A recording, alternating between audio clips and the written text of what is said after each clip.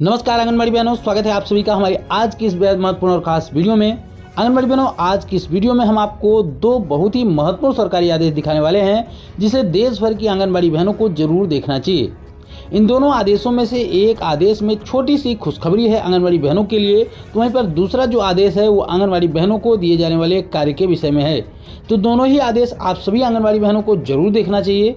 आइए सबसे पहले छोटी सी खुशखबरी देने वाला वो आदेश दिखाते हैं आपको, उसके बाद दूसरा महत्वपूर्ण आदेश आपको दिखाएंगे। तो वीडियो आपके लिए बहुत ही ज़्यादा महत्वपूर्ण है, तो वीडियो को पूरा लास्ट तक जरूर देखिएगा और वीडियो अगर आपको पसंद आए तो वीडियो को लाइक भी जरूर करिएगा। आइए इस आदेश को आपको दिखाते हैं। यहाँ पर आप देख सकते हैं कि 21/3/2024 यानी कि इसी महीने की 21 तारीख को यह आदेश जारी किया गया है। बहुत ही महत्वपूर्ण आदेश है। परियोजना अधिकारियों को ये लेटर लिखा गया है। इसका महत्वपूर्ण विषय आप लोग एक बार देखिए कि लिखा गया है कि वर्ष 2023-24 में कार्यकर्ता, सहायिका और मिनी आंगनवाड़ी कार्यकर्ताओं को साड़ी यानी कि यूनिफॉर्म क्रय करने के लिए बैंक खातों में जमा करने वाली राशि के संबंध में ये लेटर है। यानी कि जो आप लोगों को साड़ी खरीदने के लिए पैसे भेजे जाते हैं, उसी राशि के भेजे जाने के संबंध में ये महत्वपूर्ण आदेश है। तो छोटी सी खुशखबरी है, आप लोगों के खाते में कुछ पैसे आएंगे। तो ये पैसे किस तरीके से आएंगे, आइए इस लेटर को ध्यानपूर्वक देखते हैं। यहाँ पर एक लेटर का संदर्भ दिया गया है जो कि 21/3/2024 को जारी किया गया था। 15/3/2024 के लेटर का संदर्भ दिया गया है।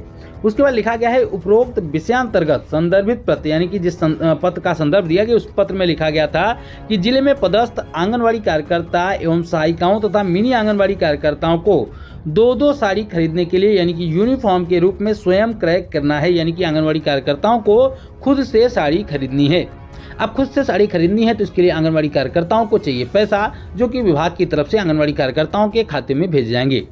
तो यहाँ पर आगे दूसरे पॉइंट पर लिखा गया है कि प्रति यूनिफॉर्म यानी कि प्रति साड़ी की राशि 500 रुपये होगी। यानी कि एक साड़ी के लिए 500 रुपये। इस हिसाब से दो साड़ी के लिए, दो यूनिफॉर्म साड़ी की राशि जो होगी वो 1000 रुपये होगी। संबंधित आंगनबाड़ी कार्यकर्ता या फिर सहायिका या फिर मिनी आंगनबाड़ी कार्यकर्ताओं के खाते में जमा की जानी है। यानी कि जिसको ये पैसे दिए जाएंगे वही आंगनवाड़ी कार्यकर्ता, सहायिका जाकर खुद से साड़ी खरीदेगी। यानी कि इस बार जो साड़ी दी जाएगी वो विभाग की तरफ से नहीं दी जाएगी, सीधे आंगनवाड़ी कार्यकर्ताओं के खाते में पैसे भेजे जाएंगे। उसके बाद आंगनवाड़ी कार्यकर्ताएं, सहायिकाएं, मिनी आंगनवाड़ी कार्यकर्ताएं अपने खुद से जाकर दुकान पर जाकर साड़ी क्रय करेंगी। तीसरे नंबर पर देख सकते हैं कि क्रय की जाने वाली साड़ी यूनिफॉर्म के रंग एवं डिजाइन की जानकारी पृथक से अवगत कराई जाएगी।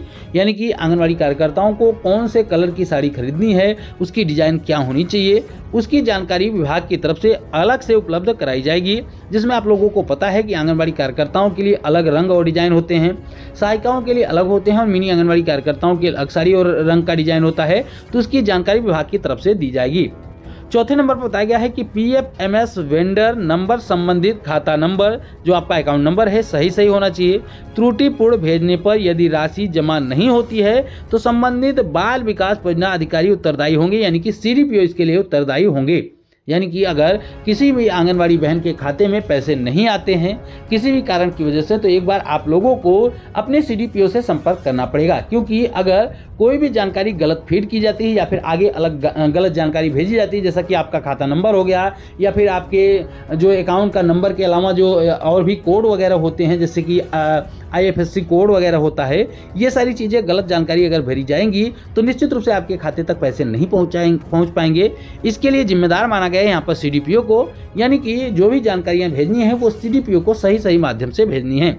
अतः PFMS पोर्टल पे इम्पैक्ट जो सूची है उपरोक्त आवरण पत्र सहित आज ही यानी कि जिस तारीख को ये लेटर जारी किया गया उसी तारीख को भेजने की बात यहाँ पर कही गई। यहाँ पर देख सकते हैं 21 तारीख को ये लेटर जारी किया गया था। कार्यालय जिला कार्यक्रम अधिकारी, महिला एवं बाल विकास विभाग, शाजापुर जिला, शाजापुर मध्य प्रदेश। यानी कि मध्य प्रदेश के शाजापुर जिले में यह लेटर जारी किया गया। इसी तरीके से मध्य प्रदेश के तमाम जिलों में इस तरीके से लेटर जारी होंगे और मध्य प्रदेश में आंगनबाड़ी कार्यकर्ताओं को, सहायिकाओं को और मिनी आंगनबाड़ी कार्यकर्ताओं को साड़ी खरीदने के लिए उनके खाते में पैसे भेजे जाएंगे। आपको साल में 2 साड़ी के लिए पैसे दिए जाते हैं, तो 2 साड़ी के हिसाब से 1000 रुपए की धनराशि जो है वो आपके खाते में भेजी जाएगी। दूसरा आदेश जो हम आपको दिखाने जा रहे हैं, आप स्क्रीन पर देख पा रहे होंगे, वो आदेश तो 2-3 दिन पहले का है, किंतु इस पर चर्चा आवश्यक है। पहले लेटर में लिखी गई बातों को पढ़ते हैं, समझते हैं, फिर इस पर कुछ बिंदुओं पर चर्चा करेंगे। तो ध्यानपूर्वक पूरी वीडियो को लास्ट तक देखिएगा। सभी राज्यों की आंगनबाड़ी बहनों से निवेदन है कि इस लेटर को ध्यानपूर्वक जरूर देखिएगा। भले ही ये लेटर किसी एक राज्य के किसी एक जिले से जारी किया गया हो, लेकिन ऐसा आंगनबाड़ी बहनों के साथ हमेशा होता आ रहा है और आगे भी शायद होता रहेगा। अगर आंगनबाड़ी कार्यकर्ताएं इसको लेकर सतर्क नहीं हुई और इसको लेकर आवाज बुलंद नहीं की।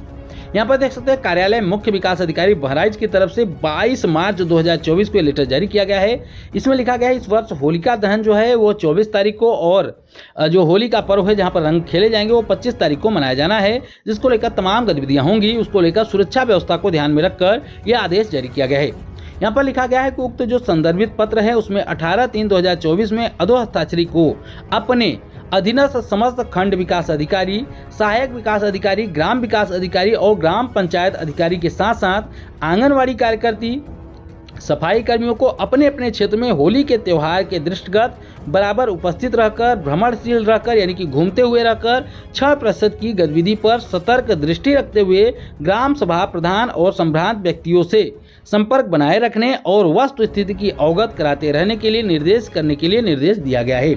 अब कहने का मतलब आप समझिए कि यहाँ पर होली के त्यौहार के लिए जो कि बीत चुका है उसके लिए आदेश दिया गया था कि होली के त्यौहार पर आंगनवाड़ी कार्यकर्ताओं को साथ में तमाम और अधिकारियों को इसमें जोड़ा गया है, सफाई कर्मियों को जोड़ा गया है। वो लोग क्या करेंगे कि अपने गांव में उपस्थित रहकर 6% की जानकारी यानी कि क्षण की जानकारी जो है वो अपडेट करती रहेंगी। इसके अलावा गांव में घूमकर भी इसको लेकर जानकारी अपडेट करती रहेंगी। तो कहने का तात्पर्य क्या है कि आंगनवाड़ी कार्यकर्ताओं को छुट्टी देकर भी छुट्टी नहीं दिया गया है। हालांकि आंगनवाड़ी केंद्रों को बंद करने का आदेश दिया गया है, लेकिन इसके अलावा उनको काम सौंप दिया गया है, यानी कि आंगनवाड़ी कार्यकर्ताओं को त्योहारों पर भी छुट्टी नहीं है। हमने देखा था कि पुलिस प्रशासन को ही त्योहारों पर छुट्टी नहीं मिलती क्योंकि वहां पर उनको सुरक्षा व्यवस्था बनाए रखनी होती है, लेकिन यहां पर हमने देखा कि आंगनबाड़ी कार्यकर्ताओं को भी सुरक्षा व्यवस्था के लिए लगाया जा रहा है। चाहे वो चुनाव में ड्यूटी को लेकर, चुनाव की ड्यूटी को लेकर भी हमने आपको लेटर दिखाया था जहां पर आंगनबाड़ी कार्यकर्ताओं को विशेष पुलिस अधिकारी बनाने की बात कही गई है। इसके अलावा उनको सुरक्षा विभाग के बारे में जानकारी देने की बात कही गई, खुफिया विभाग के संबंधित जानकारी देने की बात कही गई, यानी कि कुल मिलाकर आंगनबाड़ी कार्यकर्ताओं से हर एक तरीके से काम कराए जा रहे हैं। न तो आंगनबाड़ी कार्यकर्ता इसके लिए ट्रेंड हैं और न ही इसके लिए उनको कोई ट्रेनिंग दी गई है। अभी हमने देखा था कि एक लेटर में आंगनवाड़ी कार्यकर्ताओं को खुफिया विभाग के तरह काम करने का जो जिम्मा दिया गया था, यानी कि आंगनवाड़ी कार्यकर्ताएं ऐसे शख्स के ऊपर नज़र रखेंगी जो कि दंगे फसादों में शामिल हैं, गुंडे हैं, बदमाश हैं या फिर किसी प्रकार के केस उनके ऊपर चल रहे हैं, उनके ऊपर आंगनवाड़ी कार्यकर्ताएं नज़र रखने का काम करेंगे। इसके अलावा उनकी सूचना भी आगे देने का काम करेंगी। आप सोचिए कि इन कामों में कितना खतरा है। अगर आंगनवाड़ी कार्यकर्ताएं ऐसे लोगों की सूचना आगे देती हैं तो क्या आंगनवाड़ी कार्यकर्ताओं की सुरक्षा की जिम्मेदारी सरकार लेगी? कतई नहीं लेगी। फिर आंगनवाड़ी कार्यकर्ताओं को ऐसे काम में क्यों लगाया जाता है? और होली जैसे त्योहारों पर जहां पर आंगनवाड़ी कार्यकर्ताएं भी महिला हैं, लोग हैं, आम नागरिक की तरह उनका भी जीवन है, तो क्या आंगनवाड़ी कार्यकर्ताओं को अपने जीवन को जीने का हक नहीं है?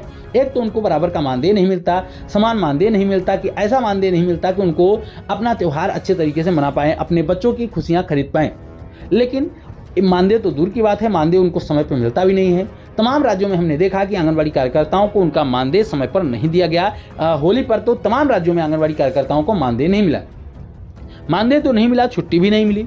अब छुट्टी नहीं मिली का मतलब यह है कि आंगनवाड़ी केंद्र तो बंद कर दिए गए हैं, लेकिन इस तरीके का आदेश आप देख सकते हैं कि आंगनवाड़ी कार्यकर्ता जो हैं अपने गांव में उपस्थित रहकर सब पे नजर रखेंगे। तो कहीं ना कहीं आंगनवाड़ी कार्यकर्ताओं को ये भी एक ड्यूटी पकड़ा दी गई है। उसके बाद लिखा गया है कि उक्त के क्रम में समस्त खंड विकास अधिकारी, सहायक विकास अधिकारी, ग्राम विकास अधिकारी और ग्राम पंचायत अधिकारी आंगनवाड़ी कार्यकर्ती और सफाई कर्मियों को निर्देशित किया जाता है कि अपने अपने क्षेत्र में होली के त्यौहार के दृष्टिगत बराबर उपस्थित रहें तथा भ्रमणशील रहकर यानी कि घूमते हुए रहकर 6% की गतिविधियों पर सतर्क दृष्टि रखते हुए ग्राम सभा प्रधान और संभ्राती व्यक्तियों से संपर्क बनाए रखें, यानी कि उन सभी तक जानकारी पहुंचाते रहें, वस्तु स्थिति से अवगत कराते रहें तथा किसी भी प्रकार की अप्रिय स्थिति उत्पन्न होने की दशा में विभागीय अधिकारी के माध्यम से तत्काल अधोहस्ताक्षरी को अवगत कराना सुनिश्चित करें। यानी कि जो आंगनबाड़ी कार्यकर्ताएं हैं वो अपनी जो सूचना है, अगर किसी भी प्रकार का दंगा फसाद या फिर कोई भी चीज होती है तो उसकी सूचना आगे भेजेंगी। हालांकि ये आदेश बीत चुका है। आदेश में जो भी कार्य दिए गए थे वो आंगनबाड़ी कार्यकर्ताओं ने कर भी लिए होंगे, लेकिन सवाल ये बनता है कि आंगनबाड़ी कार्यकर्ताएं क्या इसके लिए ट्रेंड हैं?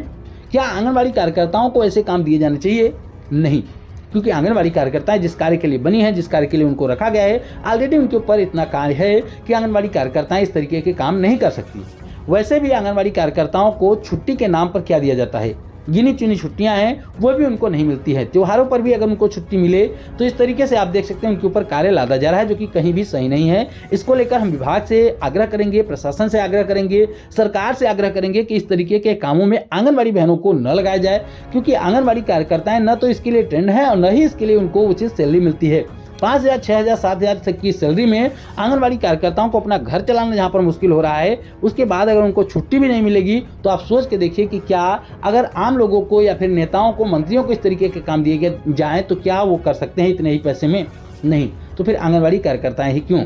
इसके लिए आंगनबाड़ी कार्यकर्ताओं के संगठनों को भी मजबूत होना पड़ेगा और विभाग से आग्रह करना पड़ेगा, निवेदन करना पड़ेगा। जिस तरीके से आंगनबाड़ी कार्यकर्ताएं या फिर उनके संगठन तमाम बातों को लेकर मांग कर रही हैं, मानदेय वृद्धि की मांग कर रहे हैं, सरकारी कर्मचारी के दर्जे की मांग कर रहे हैं, तो इस तरीके से आंगनबाड़ी कार्यकर्ताओं के लिए ये भी मांग होनी चाहिए कि आंगनबाड़ी कार्यकर्ताओं को इस तरीके से कामों में न लगाया जाए।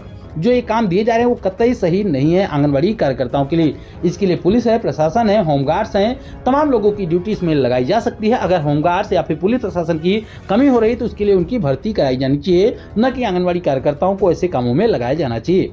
आपकी क्या राय है? क्या आंगनबाड़ी कार्यकर्ताओं को ऐसे कार्य में लगाया जाना सही है या गलत? अपनी राय कमेंट बॉक्स में जरूर दीजिएगा। हम उम्मीद करते हैं कि हमारी आज की वीडियो आपके काम की रही होगी। वीडियो अगर आपको पसंद आई हो तो वीडियो को प्लीज लाइक जरूर कर दीजिए, ताकि हमें हौसला मिलता रहे आपके ऐसी ही महत्वपूर्ण वीडियो लाने के लिए। और चैनल को अभी तक सब्सक्राइब नहीं किए हैं तो प्लीज चैनल को भी जरूर सब्सक्राइब कर लें। फिर मिलेंगे अपनी नई वीडियो में कुछ और महत्वपूर्ण खबरों के साथ। तब तक के लिए नमस्कार, जय हिंद।